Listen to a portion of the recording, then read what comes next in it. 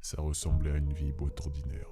Le bois était vieux, mon père me l'a légué après que l'État l'a condamné à mort. Il ne m'a laissé aucune explication ni instruction concernant cette boîte. Au début, j'ai envisagé de la jeter dans la rivière. La dernière chose que je voulais, c'était une trace de cet homme qui m'a abandonné, qui a abandonné sa famille pour une vie remplie de délits, de violence.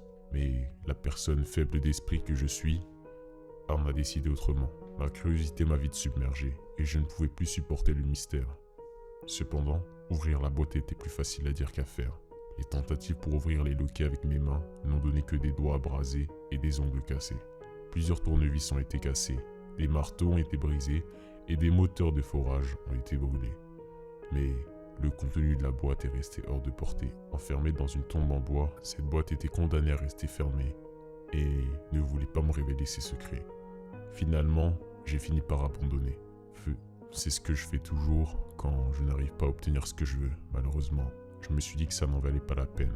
Tout ce gaspillage, toute cette énergie dépensée pour rien, pour finalement réussir à rien.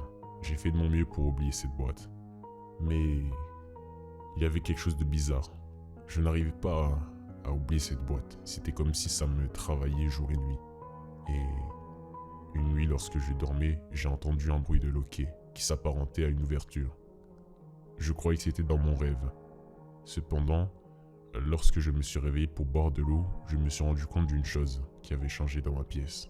La boîte était ouverte, mais ce n'était pas tout.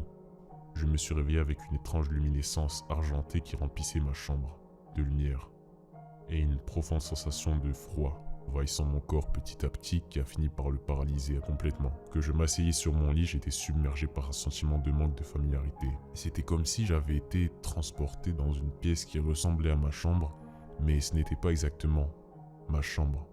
Mais malgré cette sensation désagréable, j'ai décidé d'avancer vers la boîte. Doucement mais sûrement, je me suis dirigé vers cette boîte. Mes doigts effleurèrent le bouton qui permettait de l'ouvrir. J'ai reculé un instant devant ce froid pénétrant. Puis finalement, j'ai saisi la boîte et je l'ai ouverte. La lumière qui se répandait était si intense. Je me sentais tomber dans cette lumière. Remplie de cette lumière enveloppait mon horizon et devenait tout mon être. Juste avant que cette lumière m'engloutisse, la boîte se referma brusquement et je me suis retrouvé par terre. Ma joue était trempée de sueur, pressée contre le bois rugueux et froid de la boîte. Je me suis remis sur pattes.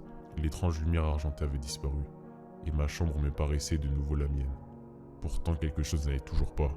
La joue qui avait touché la boîte commençait à palpiter d'une douleur brûlante. Je sentais mon cœur battre dans cette joue-là.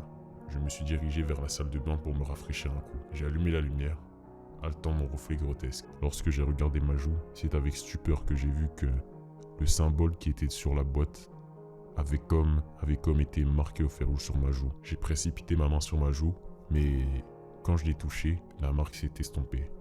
Mais hélas, la marque ne faisait pas partie des seules séquelles que cette boîte m'avait laissées. Depuis que j'ai touché la boîte, je peux ressentir une sorte de présence en moi.